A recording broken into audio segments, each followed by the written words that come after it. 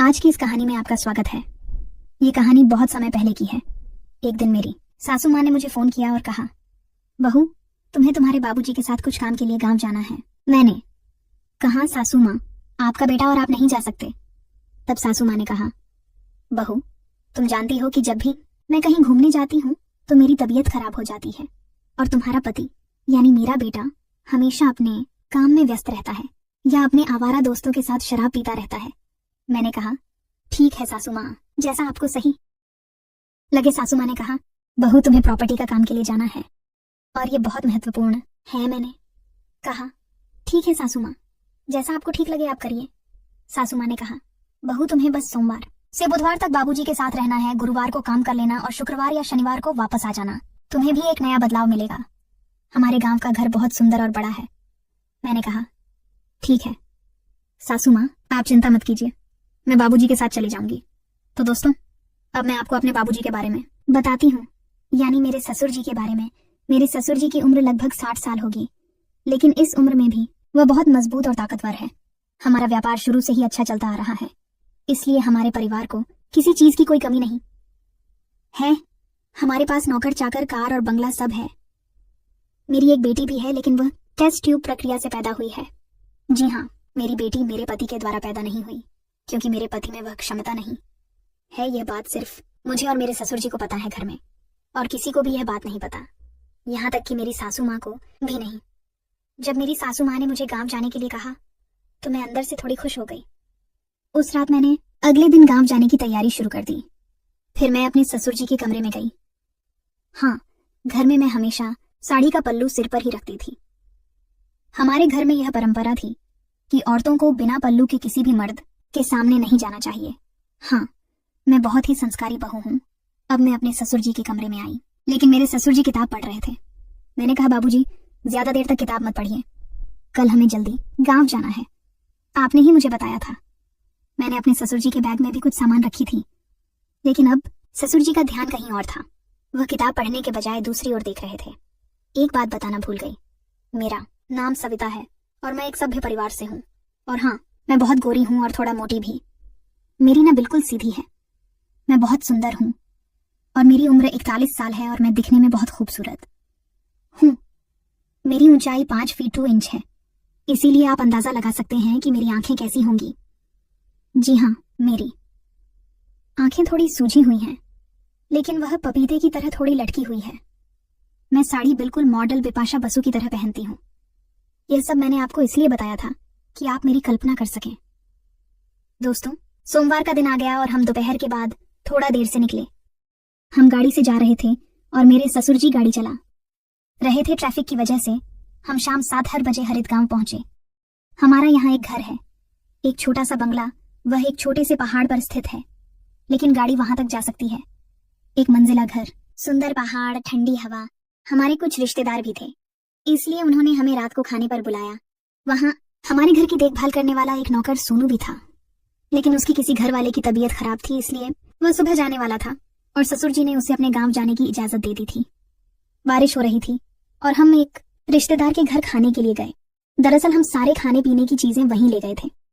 फिर मेरी बड़ी सासू माँ आई और हमारे बीच कुछ घरेलू बातें हुई। घर की राजनीति तो होती ही है।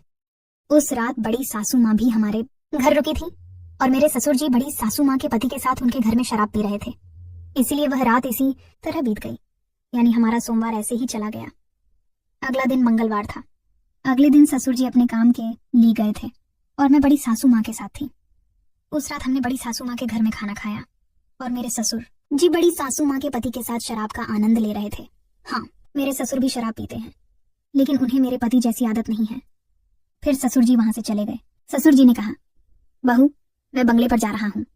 बड़ी सासू माँ ने कहा, आप जाइए, हमें थोड़ी बातें करनी है। कुछ समय बाद मैंने भी बड़ी सासू माँ का घर छोड़ दिया। बाहर मूसलाधार बारिश हो रही थी, इसलिए बड़ी सासू माँ ने मुझे छतरी दी और मैं घर आ गई। मैंने साड़ी का पल्लू सिर पर लिया हुआ था। जब मैं घर पहुंची तो ससुर जी फिर से शराब पीते हुए टीवी देख रहे थे। मैं घर आई, लेकिन बारिश और हवा के कारण मैं पूरी तरह भीग चुकी थी। हमारा घर बहुत बड़ा था, बंगला था, लेकिन मुझे उसे घर कहना अच्छा लगता है। नीचे एक हॉल था और ऊपर कुछ कमरे थे। छतरी छोटी थी और मैं काफी भीग गई थी। अंदर आते ही मैंने ससुर जी से कहा, बाबूजी, दरवाजे खिड़कियां बंद कर दीजिए, नहीं तो पानी और मच्छर अंदर आ जाएंगे। फिर बाबूजी ने खिड़कियां और दरवाजे बंद किया। तभी अचानक घर की बिजली चली गई, लेकिन चिंता की बात नहीं थी, क्योंकि हमारे नौकर ने पहले ही मोमबत्तियां जला दी थी। मैंने कहा, बाबूजी मुझे थोड़ी मदद करिए। बाबूजी ने कहा, बहू बताओ मैं तुम्हारी क्या मदद कर सकता हूँ। मैंने कहा, बाबूजी मोमबत्ती लेकर मेरे साथ ऊपर आइए। बाबूजी ने कहा, बहू अब तो वैसे भी नीचे नहीं जाना है, चलो ऊपर चलते हैं। फिर हम ऊपर वाले कमरे में गए। बाबूजी ने घर के कोने में मोमबत्ती रखी।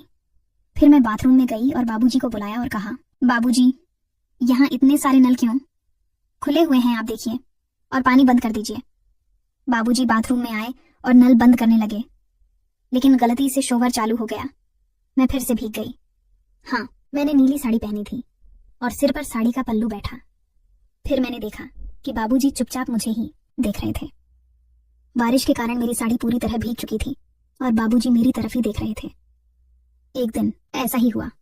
मेरे ससुर जी हमेशा दोस्तों के साथ बाहर घूमने जाते थे। उन्हें थोड़ी बहुत सिगरेट पीने की भी आदत थी। एक दिन मैं सुबह दुकान गई। बारिश हो रही थी और हमेशा की तरह मैंने साड़ी का पल्लू सिर पर लिया हुआ था। मैं बहुत ही संस्कारी बहू हूँ। मैंने छतरी ली और देखा कि मेरे ससुर जी क्रॉसिंग पर खड़े थे।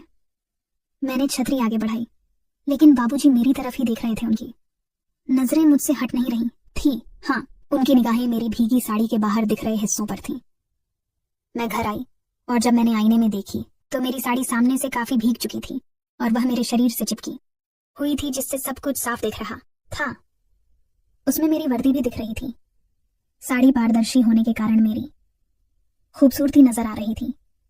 साड़ी पीछे से गीली थी। फिर मैं कुछ सामान लेकर घर की ओर निकल पड़ी। तब मुझे भी मजा आने लगा। मैं जानबूझकर बाबूजी के आसपास घूमने लगी। झाड़ू लगाते वक्त मैं नीचे झुकने का बहाना करती।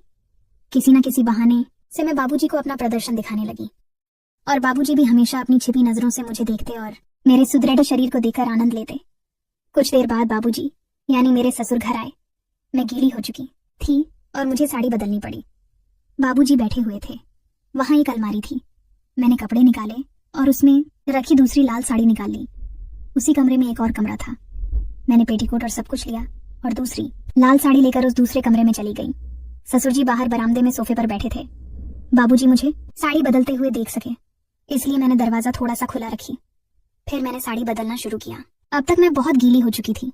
जब मैं साड़ी बदल रही थी, मेरे ससुर चुपचाप मुझे देख रहे थे। मैंने भी उन्हें देखा, लेकिन नजरअंदाज कर दिया।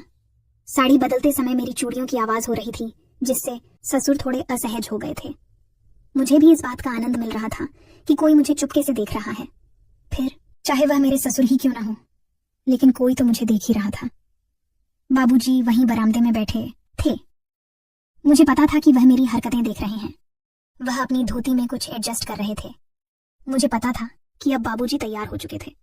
कमरे में काफी अंधेरा था, लेकिन मोमबत्ती की रोशनी में मुझे सब कुछ साफ दिख रहा था। मैंने साड़ी बदलनी शुरू की। मेरे अंग इतने बड़े थे कि साड़ी से पूरी तरह नहीं ढक पा रहे थे। मेरे और बाबूजी के बीच करीब 121 फीट का फासला था। वह सोफे पर बैठकर मुझे देख रहे थे।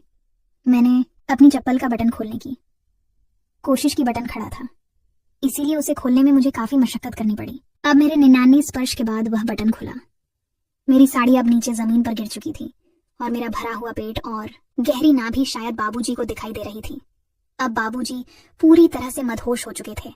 वह अपनी धोती में कुछ एडजस्ट कर रहे थे और उनकी हरकत मुझे साफ दिखाई दे रही थी, क्योंकि कमरे में अंधेरा था। मैंने आखिरकार आखिरी बटन भी खोल लिया और बाबूजी की ओर थोड़ा ज्यादा मुड़ गई। अब तो उन्हें सब कुछ साफ दिखाई दे रहा होगा।